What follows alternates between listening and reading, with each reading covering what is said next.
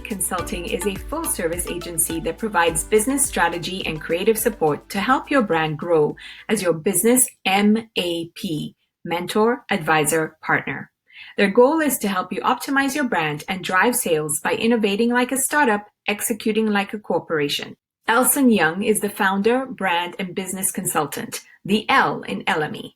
I love their tagline, balancing the art and science of business. In this episode, Elson, a previous Starter Company Plus participant, shares how he pivoted his business during the lockdown due to COVID-19. He also shares some advice around ongoing conversations and more. I'm your host, Patrice Esper, an advisor at the Business Advisory Centre Durham, BACD. Welcome to the BACD podcast. Thanks so much for joining me today, Elson. Thank you so much for joining me and for joining our listeners. And I'm excited to hear all about what you've been up to since we last spoke, which was, I think, a few months ago now, since you just finalized everything with the Starter Company program, which is what led you to us, if I recall correctly, in the first place a few months ago. I can't believe it's already been, almost 7 months? It's crazy how the time flies. It is. So I'd love you to start off by telling us a little bit about yourself and what it is that you do. For sure. Thanks for having me on here, first of all. And, we always have such great conversations. So I think it's great opportunities for others to listen in on our conversations, which often end up being very fun and informative at the same time as well. My name's Elson Yeung. I'm the founder of Elamy Design. And Elamy Design has two business focuses. One is a design company, and second is a consulting agency. Right now, since we last talked, to your point, Patrice, that I was firstly focused a lot on the design side because of my background and history in my career. I've been a designer. I've been, a product manager. I've been a director of design and merchandising from, a company that I started with at that time was about $50 million. But, by the end of my career in that arena, I was managing about $220 million worth of portfolio, among 7 brands. And, I came to a point in my life where I wanted to create something more. And have more opportunities to, help grow other businesses, including my own. Hence I got into, creating Elamy Design, a fashion company.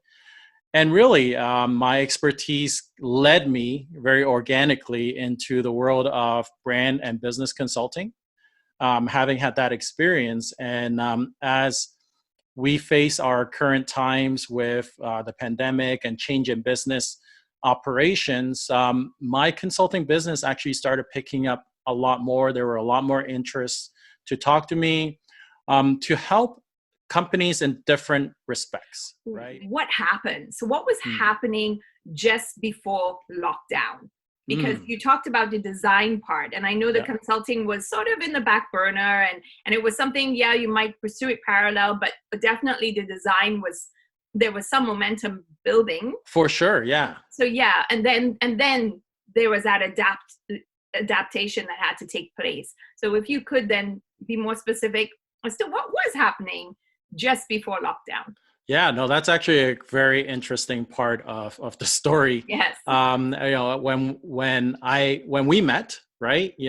We were at the Starter Company Plus program, or I was, and with your guidance, building a very strong business case and plan, both financially and strategically.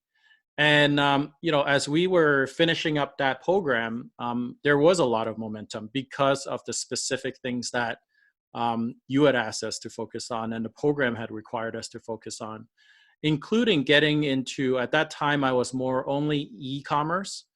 But one of the strategies was getting the brand out there. How we were going to do that was to get into retail boutique locations, to get into different environments, including the All About Women show, here in Toronto. And ironically enough, all those things were set into place. And after the program, we were all set to go to the point where, I've built displays and got all that visual merchandising details handled. And the pandemic hit. And as we all experienced, things started closing. There were a lot of restrictions, including public gathering. And what ended up happening with the retail boutique location that I had committed to showcase Elamy design products, they were also small business owners, and they had this retail locations that was opening up, and they had to delay it because of the restrictions. Mm-hmm. And that was an open-ended delay. We didn't know how long it was going to be before we could open again. So that was up in the air. Mm-hmm. On top of that, the All About Women show that I discussed, that was going to happen in May. And that got delayed for obvious reasons. It was going to be a large gathering of people at the event. And right now it's still kind of up in the air, but a lot of the vendors and businesses are in my situation where we've committed to it. And really it's either, not expect to go, right, or, continue to manage your expectations to the reality of things. And there's really, you can't really get yourself too worked up about it, because there's really not much you can do about it, because it is for the health and safety of everybody. But at the end of the day, as a business owner, you try to find other opportunities to keep you going. And it sounds like you definitely did. And that's what I ended up doing. Yes. Yeah. So So, did you want me to continue on that path? Yeah. So basically that sort of, what were the next steps or the decisions you had to make then that have kept you afloat, for lack of a better word, despite everything that was happening?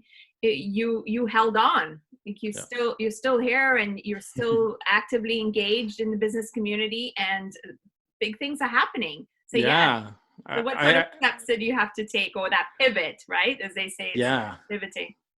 And it's funny, I've always heard, you got to pivot as a company, and as having operated different businesses of different sizes, I always thought, okay, yeah, you pivot, but you don't really know until after it happens, right? Because at the time, it's not like this moment that is like, this is the moment I'm pivoting to this.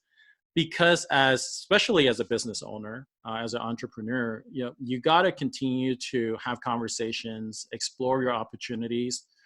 And I think one of the biggest things that Startup Company Plus really helped me, get into my help me feel comfortable in my skin despite having my career experience, is really having open conversations with many people you come across that in theory you don't know, right? This is your first time meeting them or second time. And, we talked about, there's a stat that you don't really make an impression until the 6th or 8th time or something like that.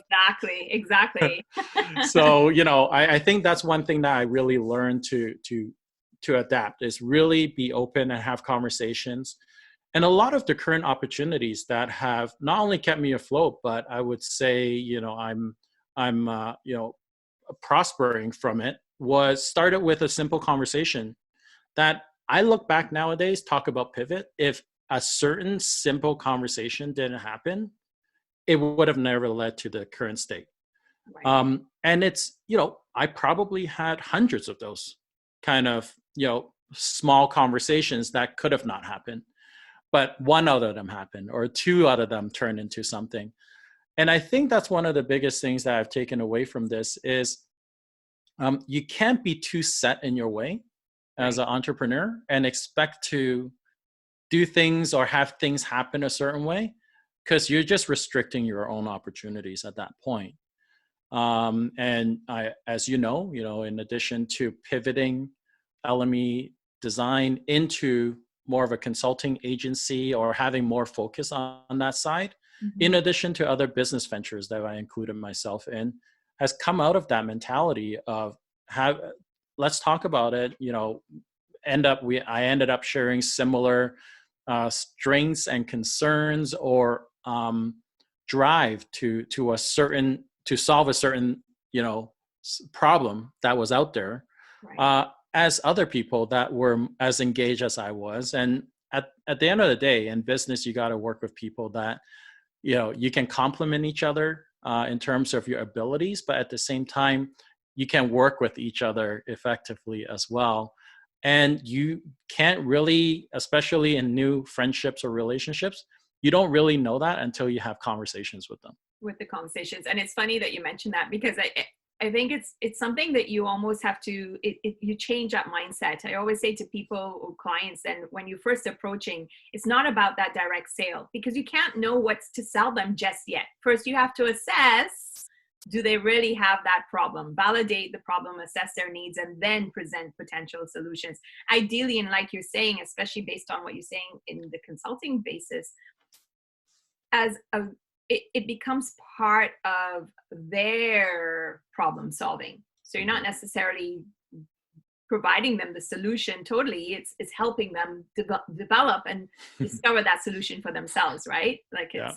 it's and kind of an and exciting process. and I always say, in no matter if I'm in a mentorship relationship where I'm the mentor, or in a working relationship where I'm more the learner, right? I always try to continue learning no matter what age or what stage of my career is.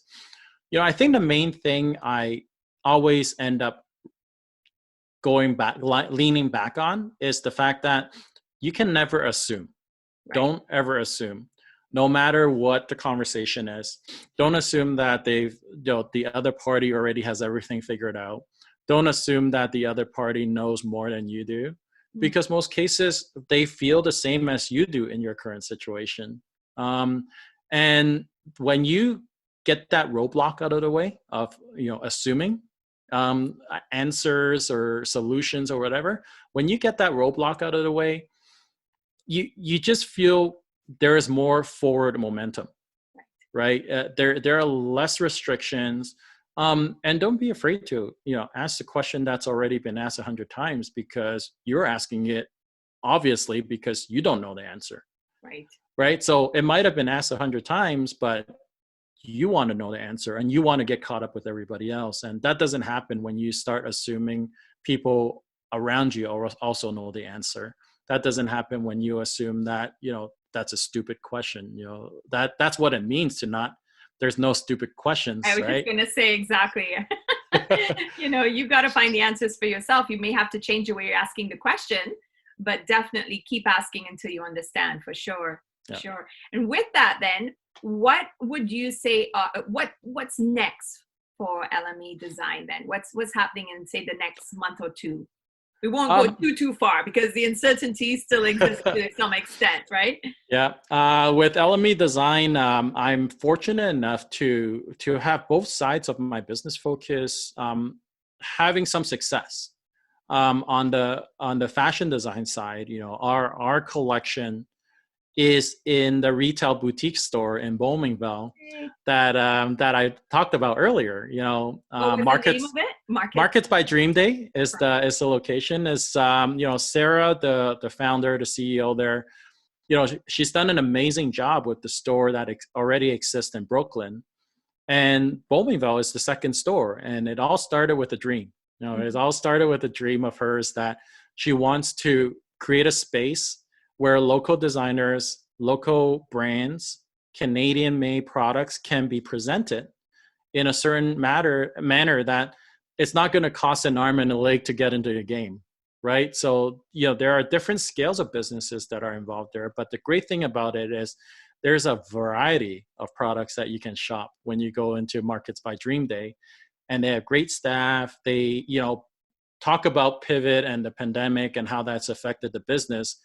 Her stores were closed with another store on the horizon to open up. Yeah. And Sarah pivoted so quickly to create a web store to support her vendors. Right. And that I applaud and admire her for doing that so quickly as a business owner, and with very little additional resources that she was able to tap into considering the circumstances. So that's excellent. So that means that a person can actually now physically come to a place where they can touch and feel some of your designs. Yeah. And potentially there's the women's event that will be coming up, hopefully in the coming months. What about Elamy Consulting then? What's next with Elamy Consulting? With Elamy Consulting, I've got a few larger clients on my books right now that I'm helping with, creating brand messaging as well as strategy. Even though I have a background in design, my business expertise goes way beyond that, including operating businesses, creating strategies, building teams. And at the end of the day, I support any creative industry companies as well as consumer goods company that is trying to create a brand and focus to help identify their consumers and really target their opportunities and industries properly. As we all know, business there's no one way of doing business, but there is definitely a way to focus to create a brand identity for yourself to set you apart from everybody else. And that's mostly what I'm working on right now with my clients, both on the Canada side, as well as in the US side. Excellent. Excellent. So with last question, really, I'm looking at my notes here. The superpower, because I did put it as one of the quote on your slide. Can you explain that superpower? Because you talked about the left brain and the right brain, the creativity part. Yes. Yeah. Leave us with those words. I feel a little embarrassed to call it my superpower, but humbly speaking, I really value my ability to think as a creative, as well as a strategist, I would say. That's very important. No matter how much you feel your left brain or right brain, there's two options. You either learn the side that is weaker for you and learn the skills to support yourself, or build an environment with partners or with staff that can complement your skills. I always say either when I'm working with somebody that I work with in a company, or even with other companies that I consult with, I always say that when I'm talking to you about a certain thing, don't assume I know the answer already, because if I knew the answer already, or if I were any better at doing that, I wouldn't be having this conversation. I'd be doing it myself already.